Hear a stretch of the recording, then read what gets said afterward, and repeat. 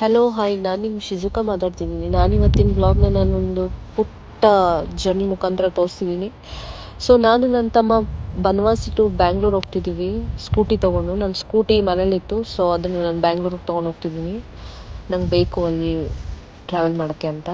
ಹಾಗೆ ಹೋಗ್ತಾ ಹೋಗ್ತಾ ನಾನು ಆನವಟ್ಟಿ ಅಲ್ಲಿ ನಾನು ನನ್ನ ಸ್ಕೂಟಿ ಟೈರ್ಗೆ ಪಂಚರ್ ಹಾಕ್ಸ್ಕೊಂಡ್ಬಿಟ್ಟು ಹವಾ ಎಲ್ಲ ಚೆಕ್ ಮಾಡಿ ಹಂಗೆ ಇವಾಗ ಲೆಟ್ಸ್ ಗೆಟ್ ರೆಡಿ ಹೋಗ್ತಿದ್ದೀವಿ. ನೋಡ್ತಿದ್ದಾನೆ, ಗಾಲಿ ಗಿಲಿ ಕಿತ್ಕೊಂಡು ಹೋಗ್ಬಿಟ್ಟಿದ್ದಾನೆ ಏನು ಅಂತ.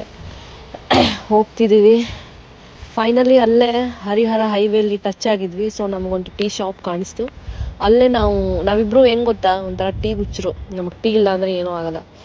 ಸೊ ನಾನು ನೋಡಿ ಹೆಂಗೆ ನಿಂತಿದ್ದೀನಿ ಬೆದರ್ಗೊಂಬೆ ಥರ. ಸೊ ಇವಾಗ ಟೀ ಕುಡ್ಕೊಂಡು ಹೋಗೋಣ ಅಂತ ಹೆಂಗೋ ಹೈವೇ ಟಚ್ ಆದ್ವಿ.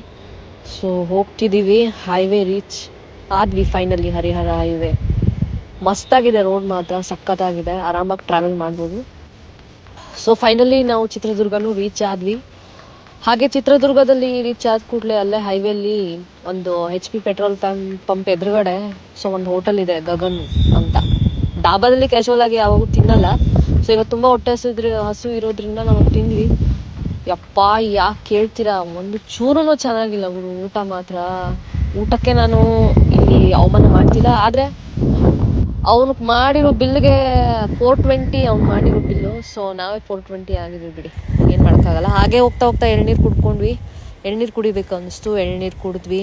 ಮತ್ತು ನಮ್ಮ ಜರ್ನಿನ ಸ್ಟಾರ್ಟ್ ಮಾಡಿದ್ವಿ. ಸ್ಟಾರ್ಟ್ ಮಾಡಬೇಕು ಅನ್ನೋಷ್ಟರಲ್ಲಿ ಫೈನಲಿ ಸ್ಟಾರ್ಟ್ ಮಾಡೇ ಬಿಟ್ವಿ.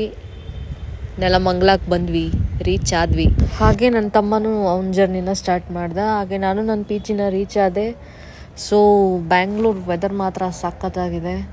ಹೀಗೆ ನನ್ನ ವ್ಲಾಗ್ನ ನೋಡ್ತಾ ಇರಿ. ಬಾಯ್ ಬಾಯ್, ಗುಡ್ ನೈಟ್, ಸಿ ಯು.